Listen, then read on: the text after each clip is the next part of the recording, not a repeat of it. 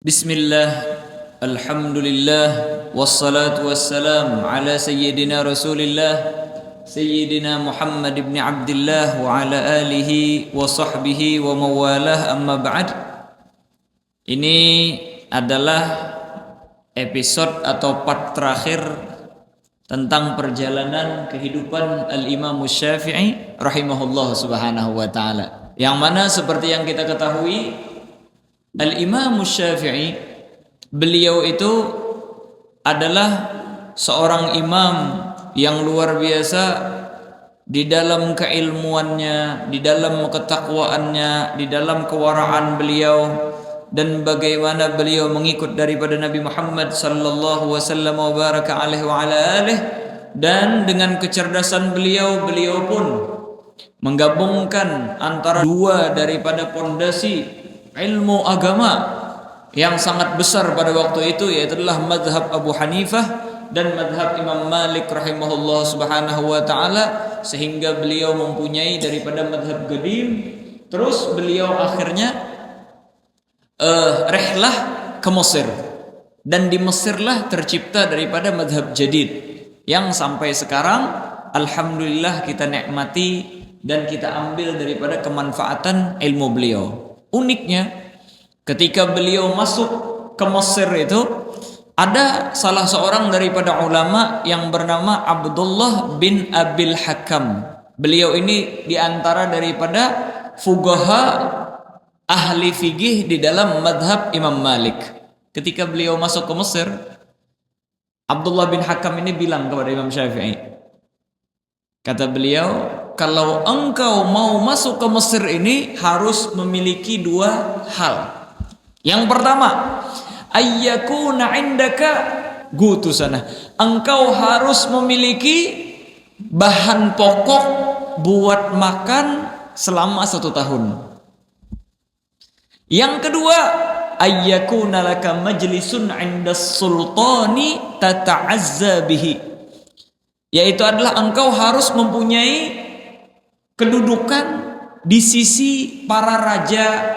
Jadi engkau harus mempunyai apa? Kedudukan di hadapan pemerintahan. Untuk apa? Supaya engkau agung dengannya. Maka apa kata Imam Syafi'i rahimahullah ta'ala menjawab? Kata beliau, man lam yu'izzahu taqwa fala 'izza lahu. Siapa saja yang tidak aziz, tidak mulia dengan ketakwaan, maka tidak ada daripada kemuliaan bagi orang tersebut. Karena apa? Karena kalau kita mulia dengan hal yang selain daripada takwa, maka kita akan hancur dengan hal tersebut. Yang menghancurkan kita ya hal orang tersebut. Tetapi kalau ketakwaan yang menyebabkan kita mulia, maka itulah kemuliaan yang sesungguhnya. Al-Imam Syafi'i, seperti yang kita ketahui dari awal pertemuan, beliau ini setiap harinya mengkhatamkan Al-Quran. Bahkan perjalanan beliau dari kampung halaman beliau menuju Imam Malik untuk belajar, beliau mengkhatamkan beberapa kali khatmah daripada Al-Quran. Setiap Ramadannya beliau mengkhatamkan 60 kali khatam Al-Quran. Beliau menghafal daripada Muwatta. Maka ucapan beliau, pola pikir beliau, seakan-akan darah daging beliau itu sudah bercampur dengan apa? Dengan Al-Quran dan hadis Nabi Muhammad SAW. Al-Quran dan hadis itu sudah mendarah daging bagi Imam Syafi'i. Bahkan ungkapan-ungkapan beliau itu menyerupai daripada Al-Quran dan hadis. Di antara daripada ungkapan beliau rahimahullah subhanahu wa ta'ala, kata beliau, innaka lan taqdira an turdiyan nasa kullahum. Sesungguhnya kalian tidak bakalan bisa membuat seluruh manusia ridho terhadap kalian. Siapa yang bisa bikin semua orang senang? Kalian, kata beliau, tidak bakalan bisa menyebabkan seluruh manusia di permukaan bumi ini ridho kepada kalian. Jelas itu ya? Terus apa kata beliau? Kalau sudah tahu kita tidak bisa bikin semua orang senang, fa aslih ma bainaka wa bainallah. maka perbaikilah hubunganmu dengan Allah Subhanahu wa taala. Summa la tubali bin nas. Kemudian kalau sudah hubunganmu dengan Allah Subhanahu wa taala sang pencipta sudah bagus, engkau tidak perlu lagi memedulikan bagaimana pandangan orang terhadap kalian. Oleh karena itulah, selain daripada Imam Syafi'i mengatakan irda'un nas ghayatun la tudrak, untuk membuat orang semua senang kepada kita itu adalah suatu misi dan cita-cita yang tidak bakalan kesampaian. Kalau orang misi, tujuan hidupnya supaya semua orang senang sama dia, itu tidak bakalan kesampaian. Tetapi apa? Wa irda'ullahi ghayatun la tutrak. Keridhaan Allah SWT adalah suatu cita-cita yang tidak boleh kita tinggalkan. Jangan sampai ketinggalan itu. Maka mereka mengatakan fatruk ma la tudrak, tinggalkanlah sesuatu yang tidak bakalan kesampaian. Wa adrik ma la yutrak, dan susullah dan carilah daripada sesuatu yang tidak bisa ditinggalkan. Nah, ini ungkapan-ungkapan mirip dengan hadis yang diriwayatkan oleh Imam Tabrani daripada Sayyidina Abdullah bin Abbas. Beliau mengatakan Nabi Muhammad SAW bersabda, man askhatallaha fi ridhan nasi sakhitallah. Siapa saja yang membuat Allah Subhanahu wa taala murka, untuk apa? Untuk mendapatkan keridhaan dan kesenangan manusia, sakhitallah, maka Allah taala akan murka kepada orang tersebut. Tidak cuma sampai di situ, wa askhata alaihi man ardah. Nanti di penghujungan daripada cerita orang tersebut, orang-orang yang dia bikin ridho bakalan murka sama dia. Terus apa? Kebalikannya, wa man ardallaha fi sakhatin nas. Siapa saja yang membikin Allah SWT ridho, akhirnya menyebabkan manusia murka kepadanya, radhiyallahu anhu, maka Allah Ta'ala akan ridho kepadanya. Apa tadi? Orang ini dia berusaha sekuat mungkin bikin Allah Ta'ala ridho, akhirnya orang-orang murka kepadanya, maka apa? Radhiyallahu anhu, Allah Ta'ala akan ridho kepadanya. Tidak cuma sampai di situ, wa arda anhu man askhata fi ridhah. Allah Ta'ala lah yang akan menguasai hati seseorang tersebut. Orang-orang yang dulunya murka, Allah Ta'ala bikin hatinya senang kepada orang yang dulunya bikin mereka jengkel, bikin mereka tidak senang. Hatta yuzayyinahu, sehingga Allah Subhanahu wa Ta'ala akan menghiasinya. Orang tersebut dihiasi oleh Allah SWT. Wa yuzayyina qawluhu, setiap ucapannya dihiasi oleh Allah SWT. Wa amalahu, setiap pekerjaannya dihiasi oleh Allah SWT. Fi ainih, di kedua bola mata orang-orang yang dulunya dia buat murka. Makanya kita jangan bingung sekarang. Lihat banyak orang-orang apa yang tiba-tiba viral, terkenal. Kenapa terkenal? Karena dia melakukan hal-hal yang tidak-tidak. Misalnya dia buka auratnya, dia melakukan hal yang tidak diridhoi oleh Allah SWT. Akhirnya apa? Banyak pengikutnya, banyak yang senang sama dia, tapi di ujung karirnya hancur. Siapa yang menghancurkan? Fans-fansnya, orang-orang yang mengikutnya, followers-followersnya. Karena apa? Karena awal karirnya dia bangun dengan sesuatu yang menyebabkan kemurkaan Allah Subhanahu wa Ta'ala. Al-Imam Syafi'i, sebagaimana yang diceritakan di dalam Hasyiyah Syata, beliau malam hari itu beliau bagi tiga. Wa kana radhiyallahu anhu yugassimul laila ala salasati aqsam. Beliau bagi tiga malam itu waktunya. Sulusun lil ilm, sepertiga pertama untuk ilmu, untuk belajar. Wa sulusun lis shalah, sepertiga kedua untuk tahajud, beribadah kepada Allah Subhanahu wa taala. Wa sulusun lin naum, sepertiganya lagi beliau bikin buat tidur. Hakada. Bukan semua malam dibikin buat tidur, bukan semua malam dihabiskan untuk belajar, bukan semua malam dihabiskan buat ibadah, tapi beliau bagi tiga sehingga seimbang kehidupan dunia dan akhirat beliau rahimahullah Subhanahu wa ta'ala. Coba kita lihat lagi bagaimana perjuangan beliau ketika hidup. Kata beliau apa? Ma syabi'tu mundu sittata asyar sanah. Saya tidak pernah merasakan kenyang selama 16 tahun. Bayangin, 16 tahun tidak pernah kenyang. Kenapa kata beliau? Li'annahu yusaggilul badan. Karena kalau kenyang menyebabkan beratnya badan kita, bikin gemuk. Berat akhirnya, gerak ke sini, gerak ke sana berat. Terus apa lagi? Wa yugassil qalb, mengeraskan hati. Hati menjadi keras. Wa yuzilul fitnah, dan menghilangkan kecerdasan. Orang kalau terlalu kenyang itu hilang kecerdasannya, nggak bisa banyak mikir lagi sudah. Pikiran apa? Wa yajlibun naum, itu menarik seseorang untuk menjadi sering tidur, pengen tidur terus. Wa yud'ifu sahibuhu 'anil ibadah, gara-gara kenyang tersebut itu menyebabkan orang yang kenyang itu lemah di dalam beribadah kepada Allah Subhanahu wa taala. Wah kata.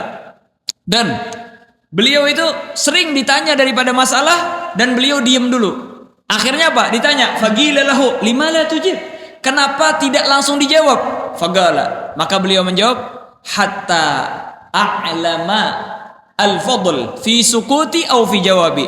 Sampai aku tahu benar-benar yang mana yang lebih afdal, yang mana yang lebih bagus. Apakah menjawab, apakah berdiam?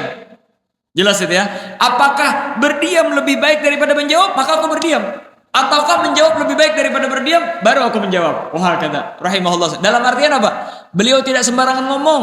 Bahkan untuk permasalahan ilmu, apakah bagus menjawab, apakah berdiam, beliau memilih dulu. Beliau lihat dulu yang mana yang terbaik. Apalagi omong-omong kosong, pembicaraan yang tidak penting. Beliau lebih memilih berdiam dulu. Beliau renungi, beliau pikirkan yang mana yang lebih baik. Apakah langsung dijawab, apakah lebih baik berdiam. Hakata rahimahullah subhanahu wa ta'ala rahmatal abrar. Terus apa? Beliau habiskan waktu beliau untuk beribadah. Beliau habiskan waktu beliau untuk mencari daripada ilmu. Tidak ada merasa puas daripada ilmu. Sampai kata para ulama, beliaulah yang dimaksud di dalam hadis yang masyhur yang telah diisyarahkan oleh Nabi Muhammad SAW, alimu Quraisyin yamla'u tibagal ardi ilma. Orang yang alim dari suku Quraisy, dialah yang akan memenuhi permukaan bumi ini dengan keilmuannya. Siapa itu alimu Quraisy? Yaitu adalah al-Imam Syafi'i. Karena beliau diantara daripada orang yang berdarah Quraisy, rahimahullah subhanahu wa ta'ala rahmatal abrar. Dan beliau akhirnya meninggal dunia pada akhir daripada bulan Rajab di hari Jumat tahun 204 Hijriah. Beliau terlahir kapan? Tahun 150 Hijriah. Pada waktu Al-Imam Abu Hanifah meninggal dunia, beliau terlahir tahun 150 Hijriah. Dan beliau meninggal pada tahun 204 Hijriah. Dalam artian apa? Beliau umur di dunia ini sekitar 54 tahun. Umur beliau 54 tahun, beliau meninggalkan daripada dunia ini. Tetapi apa? 54 tahun tersebut beliau isi dengan kebermanfaatan. Beliau isi dengan ibadat. Beliau isi dengan hal-hal yang membuat manfaat bagi beliau dan seluruh daripada orang-orang yang menjadi umatnya Nabi Muhammad sallallahu wasallam wa baraka alaihi wa ala alihi. Sehingga betapa banyak orang kaya di zaman beliau itu, betapa banyak daripada pejabat pemerintah di zaman itu, zaman sekarang tidak terdengar lagi namanya. Beliau sampai sekarang orang ambil manfaatnya.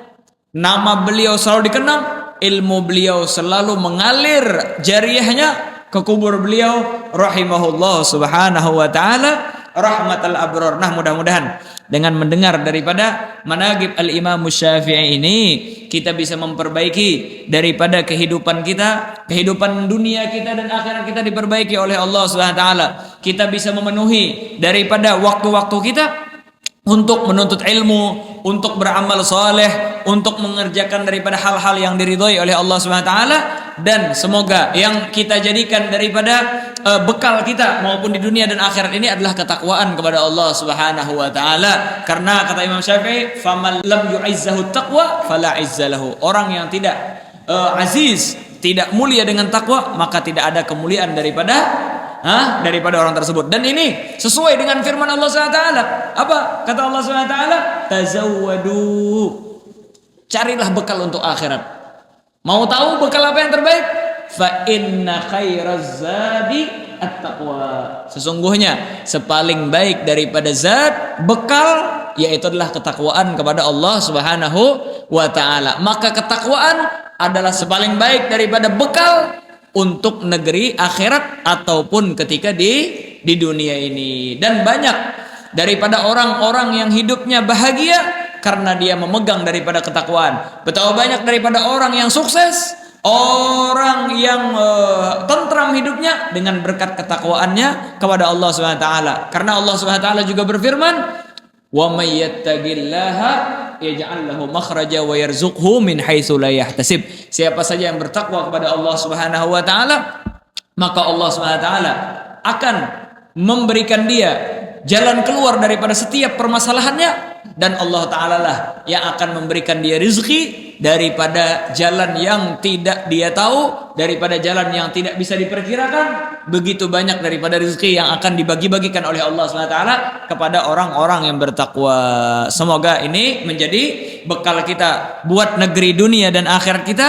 Amin ya rabbal alamin. Allahumma ya man waffaqa ahlal khair lil khair wa anahum alaih, waffiqna lil khair wa ain alaih. Allahumma la taj'al hasanatina hasanati man abghadta waj'al sayyiatina sayyiati man ahbabta. Di antara daripada doanya Al-Imam Syafi'i, kata beliau, Allahumma umnun alaina bi safa'il ma'rifah wa hab lana tashihal muamalah fima bainana wa bainaka ala sunnah warzuqna sidqat tawakkul alaik wa husnadh dhanni bika wamnun alaina bi kulli ma yugarribuna ilaika magrunan bi awafid darain bi rahmatika ya arhamar rahimin. Wa sallallahu ta'ala ala sayyidina Muhammadin an-nabiyil ummi sallallahu subhana rabbika rabbil izzati amma yasifun wa salamun alal mursalin walhamdulillahi rabbil alamin.